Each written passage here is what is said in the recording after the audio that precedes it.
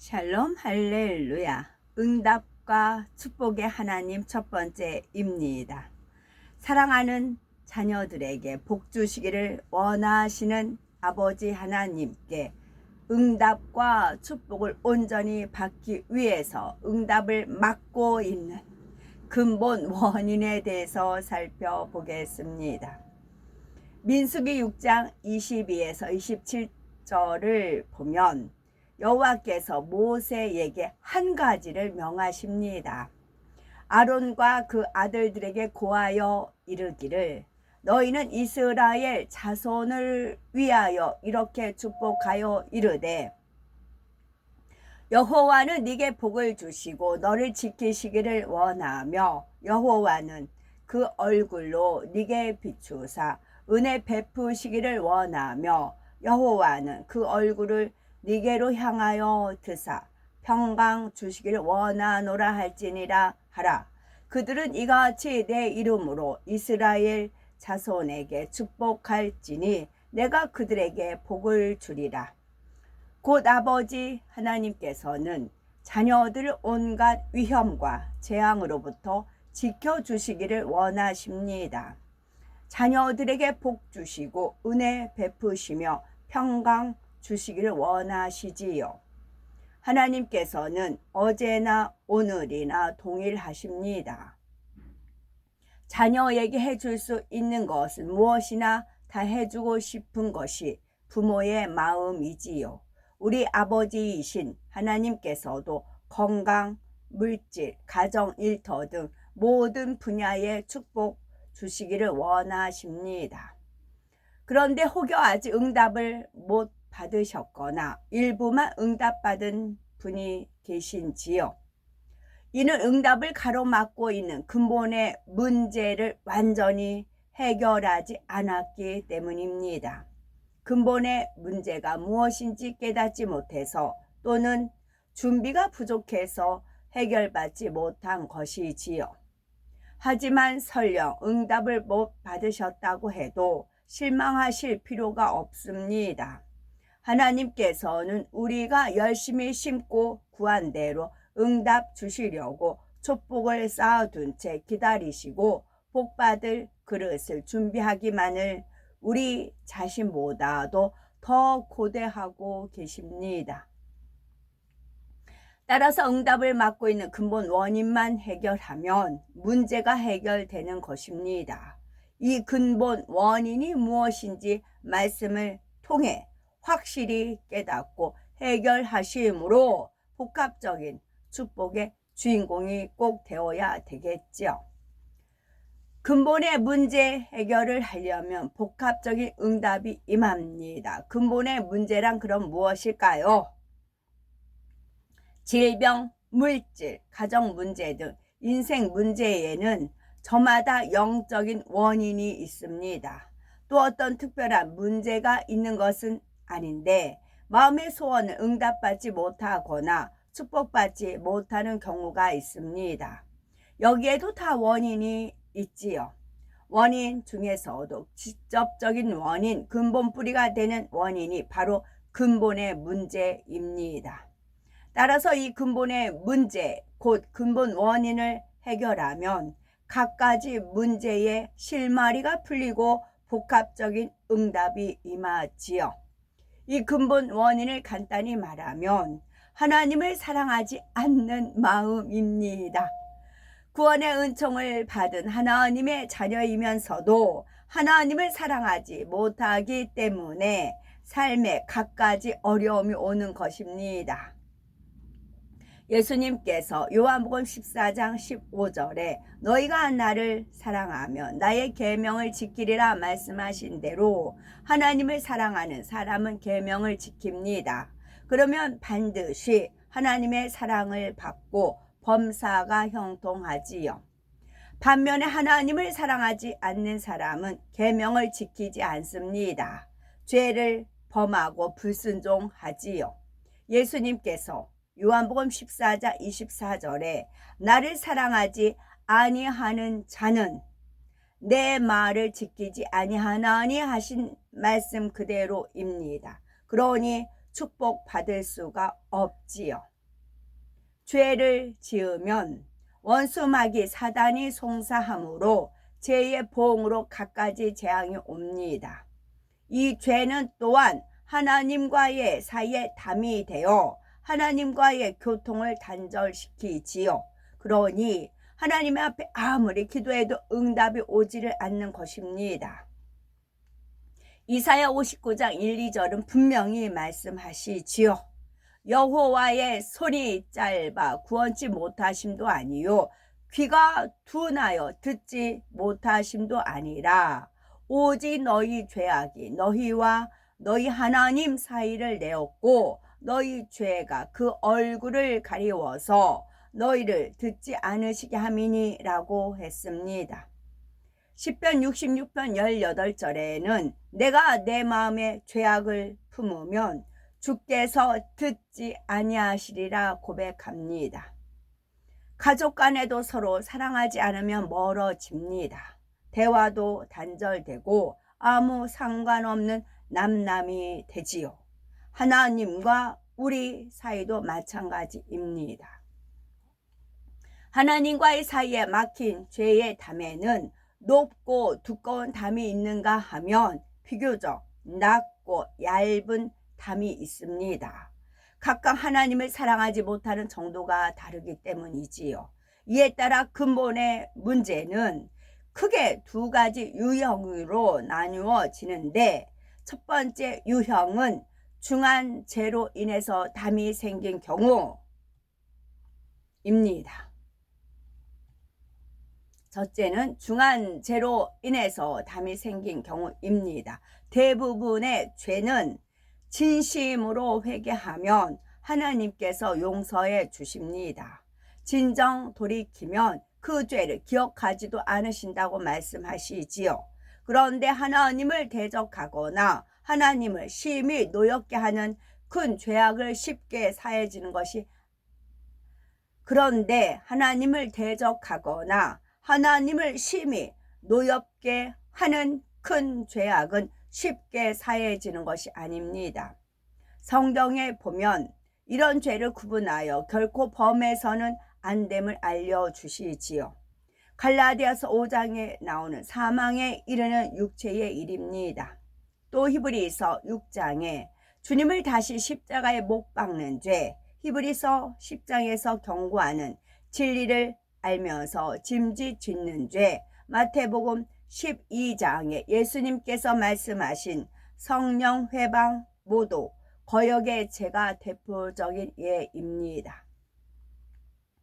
육체의 일에는 사망에 이르는 육체의 일과 사망에 이르지 아니하는 육체의 일이 있습니다.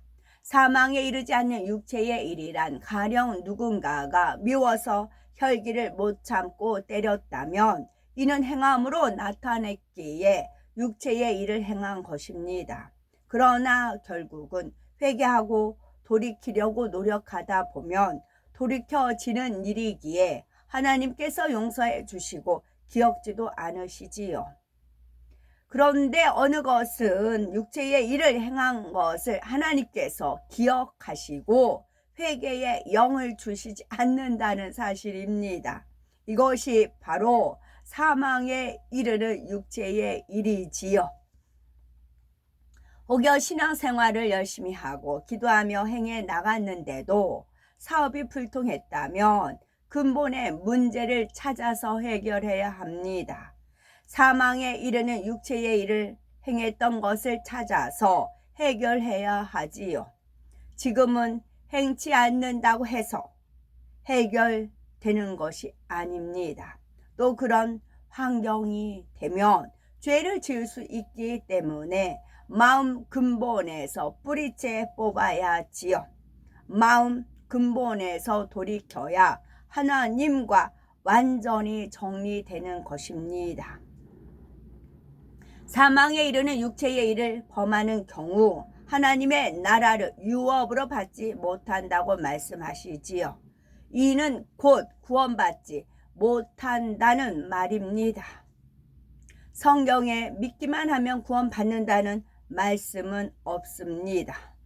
어떻게 믿을 때 구원받는다는 단서가 반드시 있지요. 죄를 회개하면 다 구원받는 것이 아니라 회개해도 용서받지 못하는 죄가 있습니다. 이러한 사실을 잘 가르쳐 줘야 성도들이 신앙생활을 올바르게 할 수 있고 축복받아 가는 것입니다. 또 성령 회방, 모두 거역의 죄는 영원히 용서받지 못한다고 말씀합니다. 진리를 알면서도 짐짓 죄를 범하는 경우 역시 그 결말은 영원한 지옥, 불의 심판이라고 하지요. 이런 중한 죄들은 본래 용서받을 수가 없습니다. 하나님을 심히 대적하는 죄이고 주님을 십자가에 다시 못 박는 큰 죄이기 때문입니다. 이런 죄를 지으면 회개의 영이 오지 않으니 용서받아 구원에 이르는 것도 쉽지 않습니다. 사랑의 하나님께서는 그동안 특별한 은혜를 여러 차례 주셔서 이런 죄도 용서해 주셨죠. 물론 철저히 회개하고 돌이켜 공의에 맞을 때 구원만큼은 받을 수 있도록 긍휼을 베풀어 주셨지요. 그래서 이제는 그 죄로 인해서 온 질병이나 가정의 문제를 해결받기 위해 나름대로 노력해 오셨을 겁니다. 진리의 말씀을 들으면서 회개하고 돌이키고자 하셨겠지요. 그런데 스스로는 도무지 회개할 수도 없었고 문제를 해결할 수도 없었습니다. 죄의 담이 두터운 만큼 또 오래된 만큼 허물기가 더 어려웠지요. 그러니 늘 곤고하고 답답하고 고통 중에 살아야 했습니다. 성경에 보면 용서받지 못할 죄는 하나님과 죄의 담이 너무 크기에 스스로 할 수 있는 것이 아닙니다. 하나님께서 회개의 영을 주시지 않으면 할 수가 없습니다. 히브리서 6장 10장에 보면 하나님께서 회개의 영을 주시지 않기 때문에 죄사함을 받지 못한다고 되어 있습니다. 그러면 왜 어떤 것은 회개하고 돌이켜도 회개의 영이 오지 않는 것일까요? 사망에 이르는 죄들은 가벼운 다른 죄와는 다릅니다. 그런데 이러한 죄를 죄인 줄도 알면서 짐짓 지어가는 것입니다. 처음에 한 번, 두 번 죄를 지으면 하나님 뵙기도 민망해하고 부끄러워합니다. 하지만 이것이 세 번, 네 번 거듭되어 지어가면 점점 민망함과 부끄럼도 사라지지요. 바늘 도적이 소 도적 된다고 하듯이 한 번, 두 번 죄를 지을수록 마음의 선한 양심이 사라져 가고 반대로 악해집니다. 죄를 범하는 것도 처음에는 공고한데 점점 거듭될수록 공고함도 사라져 버릴 때가 있습니다. 자꾸 짐짓 죄를 지어 가니까 내 안에 선한 마음이 사라지는 것입니다. 무슨 죄든 그렇습니다. 선한 마음이 사라지고 악한 마음으로 바뀌며 하나님과의 죄의 담이 그만큼 두꺼워지니 스스로 할 수가 없는 것이지요. 하나님도 외면해 버리신 지가 오래돼 회개의 영이 임하지 않으니 죄의 담을 할 수가 없습니다. 그래서 이렇게 되기 전에 회개하고 돌이켜야 하는 것입니다. 회개하지 않다 보면 또 다른 죄를 짓게 되고 점점 하나님과 죄의 담이 두꺼워져서 진리는 늘 들어서 알면서도 스스로 회개할 수가 없습니다. 입술로는 회개한다고 하지만 마음 중심에서 돌이켜지지 않는 것입니다. 우리는 많은 말씀을 들어서 그의 죄들이 얼마나 하나님을 진노케 하는지 죄의 결말은 얼마나 무서운지 너무나 잘 아십니다. 그런데 왜 회개한다고 하는데도 회개가 되지 않고 담도 허물어지지 않는 것일까요? 중심에 회개를 하지 못하기 때문입니다. 만약 회개했다고 했는데 똑같은 죄를 또 범한다면 이는 진정 회개한 것이 아닙니다. 또는 다시 죄를 범치는 않았는데 깊은 중심을 보시는 하나님께서 보시기에는 아직 회개가 되지 않은 경우가 있는 거지요. 이것은 참 회개가 아니고 거짓 회개이므로 오히려 담만 더 높이 쌓을 뿐입니다. 진정한 회개에는 증거가 따릅니다. 바로 통회 자복을 하게 되는 것이지요. 통회 자복은 그럼 무엇일까요? 눈물 콧물 나는 게 통회 자복입니다. 회개하면 있을만 회개합니다. 눈물 길지 조금 짜는 게 아니에요. 정말 그 수없는 그 콧물이 수없이 나오고 눈물이 강같이 흐르고 정말 중심에서 회개하면 회개하고 회개하고 회개하고 또 회개하고 회개하고 회개하고 또 회개하고 회개하고 또 회개하고 회개하고 그러다 보면 내가 죄를 지음으로써 하나님 마음이 얼마나 찢어지고 아팠는가 그 지경까지 간다고요. 아버지 하나님 마음이 전달됐을 때 아버지 하나님이 마음이 전달됐을 때 그때는 다시 그런 죄를 안 짓고 이제 돌이켜 새 삶을 사는 겁니다.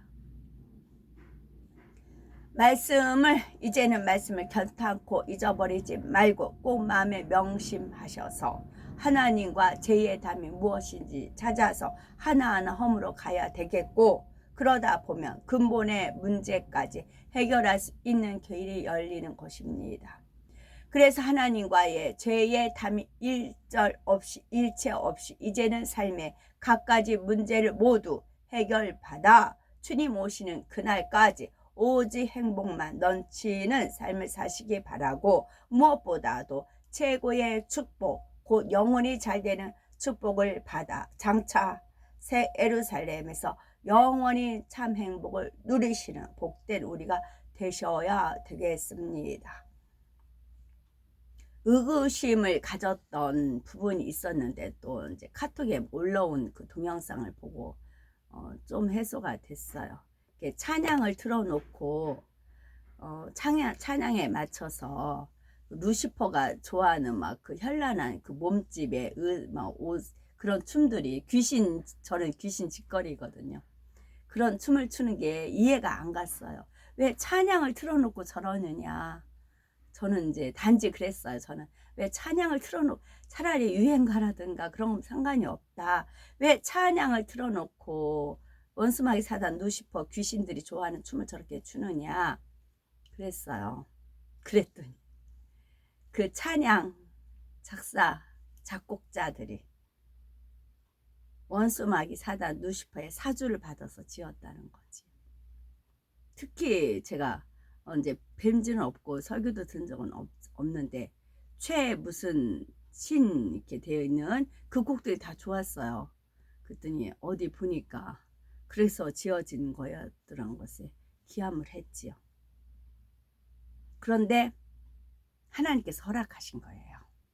이거를 정화시키면 돼요. 그건 원래 원수마귀 사단에 재능을 줬죠. 그래서 그 재능을 받아서 이제 사주를 받아서 그 곡을 나쁜 짓을 하면서 곡을 영감을 받아가지고 진 거잖아요. 근데 그 곡은 사라지지 않아요. 이미 세상에 나왔어요. 이거를 정화를 시키는 겁니다. 저는 하나님 은혜와 능력 가운데 할 수가 있어요. 그래서 이제 알았어요. 왜 찬양을 들어보면 왜 찬양 틀어놓고 저 귀신 춤을 저렇게 추는가 했더니 바로 그런 연유였던 것입니다. 정화됩니다. 아멘.